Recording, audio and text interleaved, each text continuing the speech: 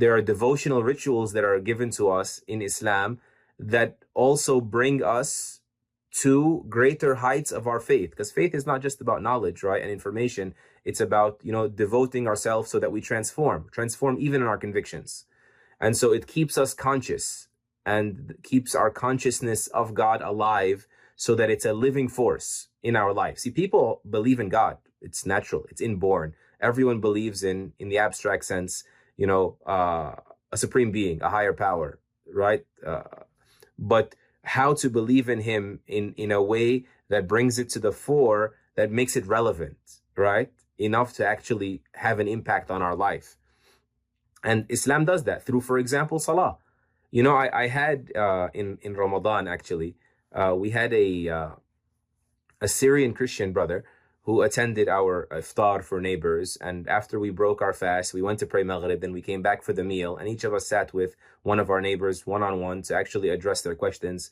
And so I sat with him, and he said to me that there is a community member here in your mosque that every time I find myself in a dark place in my life, like I really swerve from where I want to be, I guess he was insinuating the party life or whatnot.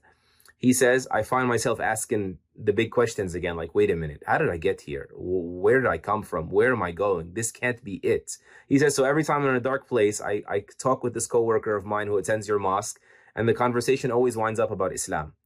But in regards to devotional framework, he said, and watching you guys pray just now, we just prayed the Maghrib prayer, the sunset prayer.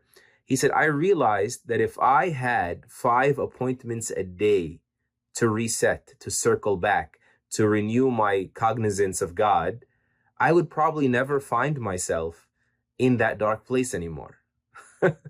So that is part of the framework, the devotional framework that feeds our faith day in and day out so that it can be a force in our life. Another part of the framework that comes to mind very quickly is the legal framework.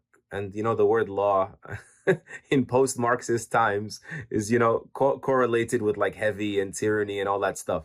But in terms of sparing us playing trial and error with the world, sparing us of underestimating the slippery slopes, definitive guidance, detailed guidance. Everyone can want to be a good person, when it means no rape, no killing, no stealing. But how does that play out? Everyone knows that alcohol is poison, like wine is poison. But is there such thing as drinking responsibly? How about like having a designated driver, at least amongst us? How about, we all play this game, despite the tens of millions of people the World Health Organization says die every year from this stuff. And there's more.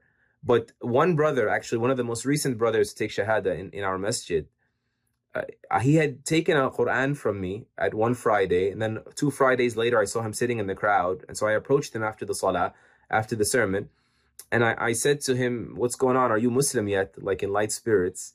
Because he sat through his second khutbah and he took a Quran and whatnot. So he stood up. He said, no, not yet. I said, so what's stopping you? He said, Islam is strict, right? Back to the legal framework. Islam is strict. So I took like a deep breath, like just rounding up all my answers of why it's not that strict. But before I could exhale, he said, and that's what I love about it. I was like, what? He said, only Islam offers me the type of discipline that I need in my life. I was like, what do you mean? He said, my father ruined our family due to being an alcoholic for the past 20 years. And I realized that only Islam's zero tolerance policy on alcohol, right? The hadith says if Allah will intoxicate, even a little is haram. The hadith says, don't sit at the same table if alcohol is being circulated, right? Don't come near it. We underestimate the magnetic pull of these things sometimes.